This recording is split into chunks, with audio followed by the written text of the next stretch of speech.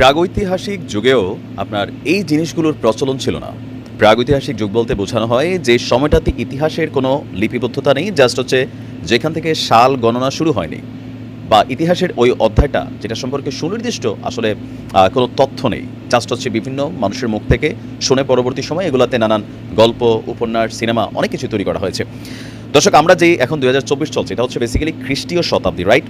আজকের দিনে পৃথিবী অনেক আধুনিক হয়েছে, পৃথিবী অনেক উন্নত সভ্যতা পাইছে, কিন্তু আমাদের রাষ্ট্রগুলোতে সেই উন্নত সভ্যতার যুগে এসেও প্রাগৈতিহাসিক বর্বরতার যুগেও যেই জিনিসগুলো ছিল না সেগুলোর প্রচলন হয়েছে। আজকে আমাদের একটা সুন্দর আদেশ আসছে। আমি মনে করি আমাদের এই বর্তমান সরকারের এই বিষয়টাতে খুবই ফোকাস করা দরকার। এই সংস্কারটা খুবই গুরুত্বপূর্ণ। প্রাগৈতিহাসিক যুগ বলেন, যুদ্ধের যুগ বলেন, ইতিহাসের প্রথমার্ধের যুগ বলেন, রাজা বাদশাদের যুগ বলেন, একটা জিনিস কী ছিল?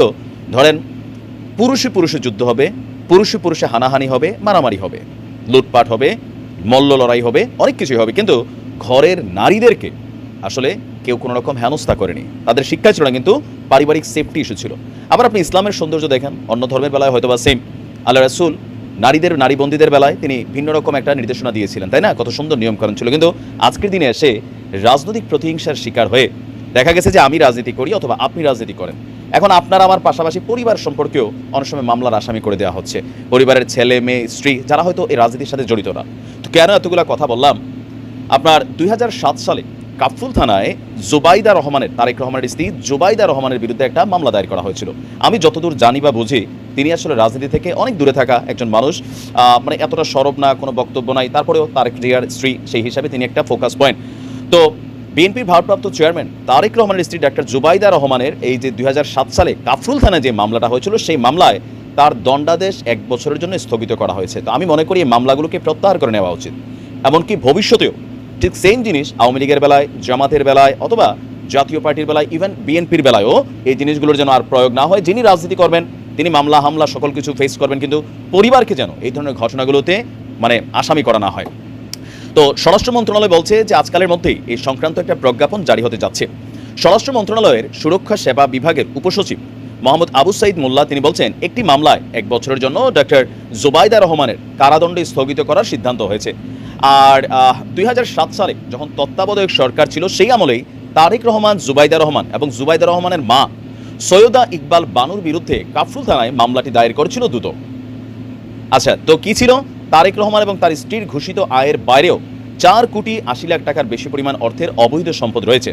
তদন্ত কর্মকর্তা 2009 সালের 31 মার্চ 3 জনের বিরুদ্ধে অভিযোগপত্র দেন। তবে সৈয়দা ইকবাল বানুর বিরুদ্ধে বিচার কার্যক্রম পরে বাতিল হয়ে যায়। তারেক রহমানের শাশুড়ি মুক্ত হলেও গত বছরের 2রা আগস্ট ঢাকার একটি আদালত ওই মামলায় তারেক রহমানকে 9 বছর এবং জুবাইদা রহমানকে 3 বছর কারাদণ্ড দিয়েছিল, সঙ্গে অর্থদণ্ড।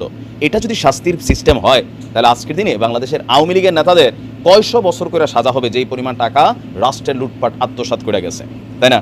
সেই সাথে তাদের স্ত্রীদেরও কয়শো বছর সাজা হবে যদি এই প্রতিহিংসার মামলাগুলো চলতে থাকে। আর বিএনপি শুরু থেকেই এটার বিষয়ে অভিযোগ প্রত্যাখ্যান করে আসছিল। আর দিন শেষে এখন যেহেতু একটা পরিবর্তিত অবস্থান আসতেছে, সেই জায়গা থেকে স্বাভাবিকভাবে এই মামলাগুলো বাতিল হবে, খারিজ হবে। আবার যখন সরকার পরিবর্তন হবে, আবার জায়গা উঠবে।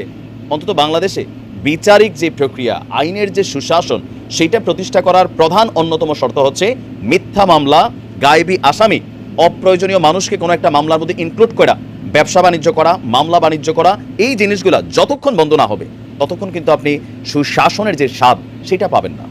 এই বিষয়টাকে নিয়ে আমাদের পুলিশ প্রশাসন উদ্যোগ নিয়েছে, আইন মন্ত্রণালয় তারাও উদ্যোগ নিয়েছে, বাট এটাকে সিস্টেমিকলি খুবই কঠিনভাবে করতে হবে। তো ধন্যবাদ জানাই এমন সিদ্ধান্তের জন্য। ভবিষ্যতেও যে কোনো দলের যে কোনো নেতা হোক, যদি ওনার স্ত্রী সরাসরি রাজনীতির মাঠে কোনো একটা পদ পদবিতে না থাকে, শুধুমাত্র অমুক নেতার বউ, তমুক নেতার মা, শাশুড়ি, বোন হওয়ার জন্য তিনি যেন এই ধরনের ঘটনাগুলোর শিকার না হন। ভালো থাকবেন। আসসালাম।